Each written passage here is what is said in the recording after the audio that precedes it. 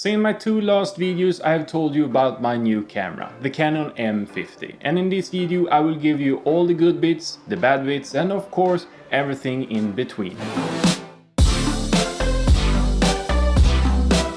I'm shooting on the standard profile, just so you can know exactly what you're gonna get when you get this out of the box. So this is the Canon M50. So this camera actually comes with an inbuilt electronic image stabilization. For that to work, you need a kit lens or another lens that support image stabilization as well. The lens is of course removable, and here you have the sensor.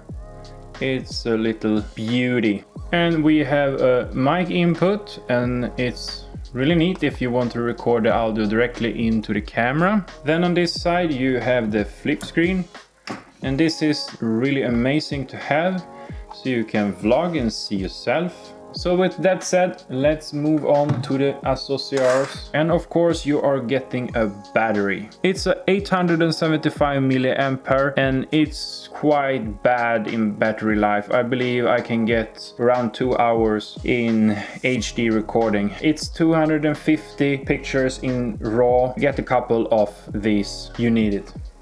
So this is the charger that you get with the camera and the battery. So you're getting an X-strap, and this is actually the first thing I put back in the box because I don't like these. And of course you're getting a manual, but I don't use it that much. Everything I want to know I can find on YouTube. So to use this camera properly you need the right memory card. And I use the SanDisk Extreme Pro with the speed of 170 megabytes per second. So get the right memory card, and I do recommend to get the full SD card and not the micro SD card with an adapter. You need a fast memory card to record 4K. The cool thing with this camera is that you can shoot in 120 FPS. The caveat here is that you have to drop the resolution to 720p. And in this mode there's no sound recorded. But do not fear, 720p in this camera is still usable.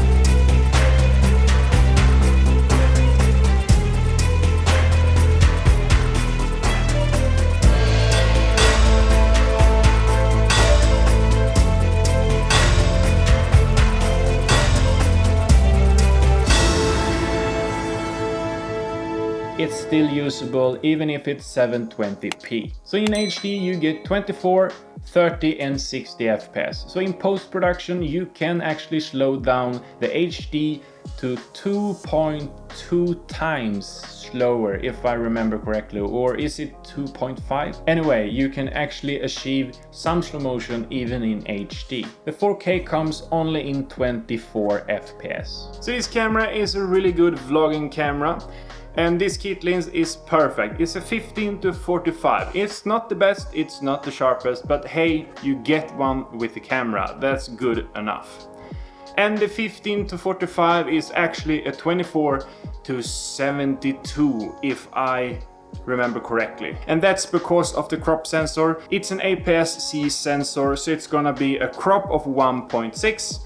And in the 4K you're gonna have an additional crop of 1.6. So it's 1.6 times 1.6 in the 4K mode. And to work around this 1.6 crop you can buy a speed booster from Viltrox. It's gonna reduce your focal length, and the speed booster also converts the M mount on this camera to an EF mount. So this means that you can get a lot out of this camera by putting on some serious glass. So instead of 1.6 in the usual mode, you're gonna have 1.14, then 1.6 additional for the 4K. So it's gonna be a little less of a crop, and in HD it's almost a full frame. So that's an option to get around this crop factor on this camera. So who is this camera for?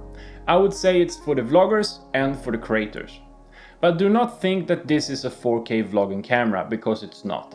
You're buying this camera because of the HD and the dual pixel autofocus, and see the 4K as a privilege. In HD you get the dual pixel autofocus from Canon and it's spot on and perfect. 4K, it's a contrast based autofocus, it's not that great. So I would say that the 4K is more for the cinematic use. So in that situation you always want to use manual anyway, so the autofocus is not the problem. Another way to use the 4K is to lock the camera on a tripod and shoot videos like I'm doing right now, and use the manual mode of course. But right now HD is more than enough. So let's talk about the photo side of this camera. You have a 24 megapixel APS-C sensor and it's plenty of resolution to play with. You can shoot RAW or JPEG or both. In the RAW format you have the new format from Canon, that's CR3. So the speed that you can take photos on this camera in RAW format is up to 10 pictures in 1 second. And it's actually quite impressive that Canon has put in so much in this little small form factor of a camera. So is this camera still worth buying 2 years later in 2020?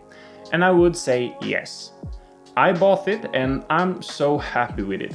And yes, you can wait for the Mark II, but if you need a camera right now, go for the M50 and don't sit around and wait for another camera. Or maybe you should wait for the Mark II just for the price on the M50 to drop a little. So if you like this video, please press the thumb button, and you also have this option as well. Do subscribe if you like this kind of videos. I will continue doing videos about the M50 and other stuff regarding filmmaking. And do press the bell icon so you get a notification every time I release a new video. One thing that this camera don't have is good audio quality, so make sure to check out my video right here about the Boya mic. So thank you for watching and I see you in the next one. Let's roll again. Let's do some videos. Oh yeah.